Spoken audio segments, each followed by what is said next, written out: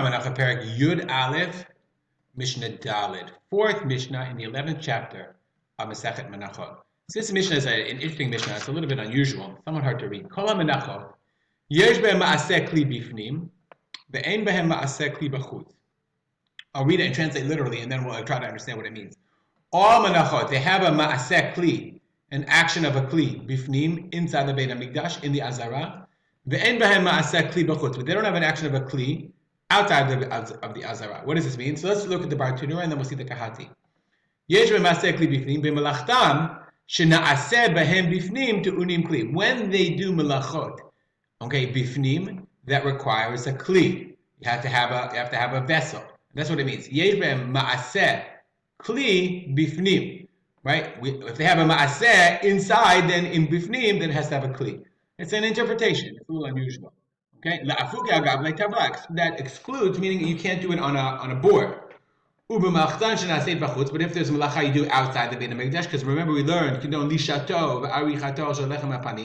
learned that the kneading and the balling of the showbreads, where it could be done outside, and it's not required. You don't require to do it in a kli. So the Kahati actually learns it in a different way. He says the following. He says, all menachot, yesh behem ma'aseh kli bifnim, if they have a ma'aseh kli, okay, if they have a ma'aseh, he says, it has to be done b'kli sharet, bifnim. Yesh behem ma'aseh kli, the kli means a kli sharet, it's a sanctified, a holy kli. Doesn't mean you can't use a kli outside the Beit HaMikdash. But outside the Beit HaMikdash, they don't use a ma'aseh kli, a kli sharet, a holy kli. Because remember, when you use a kli from the Beit HaMikdash, in the Beit HaMikdash, it's makdish, it's mekadesh, it sanctifies the korban. Ketzad, how? And the word ketzad means how do they make the shtei alechem and the lechem hapanim? How do they make the two breads on Shavuot and lechem hapanim? Again, this is a little unusual. Why all of a sudden there's some skipping here? Shtei alechem. There's something in the text, but that's what we have. Shtei alechem arkan shiva v'rachman arba. The shtei alechem, the two breads, they were 7 long and 4 wide. V'karnotehem arba etzbaot, and their horns, their protrusions were 4 etzbaot. Lechem hapanim, the showbreads, arkan asara, their length was 10. V'rachvan chamisha, okay, and their width was 5. V'karnotav sheva etzbaot, and their horns were 7 etzbaot. What is the horn? Shumadbig batzek lechol dofen kemin karnayim. You stick dough on each wall like a karnayim. The orach hakeren yoseh, and the length of the keren yoseh is arba etzbaot, or 7. Okay? Rabbi Yehuda says shelo titeh. You shouldn't make a mistake. Zedad yahaz. Remember, you all know Rabbi Kiva used to make simanim, like from the Seder, the tzach adash be'achav. So he makes zedad yahaz. What's zedad? 7, zayin, arba, zayin, daled, zedad.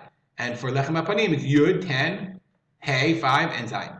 Ben Zomar says, "V'nata after al shulchan lechem panim lefanai tamid." How do you know that it has to have walls, the fanot, and these are the karnaim? What are these karnaim? These are karnotav, the horns, because it says lechem panim, shehelo panim. It has to have a face. Now, it's well beyond the scope of our study in the Mishnah.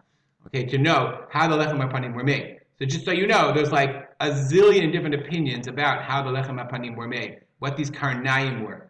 Okay, was it like this? Was it like that? Was it like that? You can look it up. This is called the Lechem HaPanim Institute, the Showbread Institute. You can come to Israel.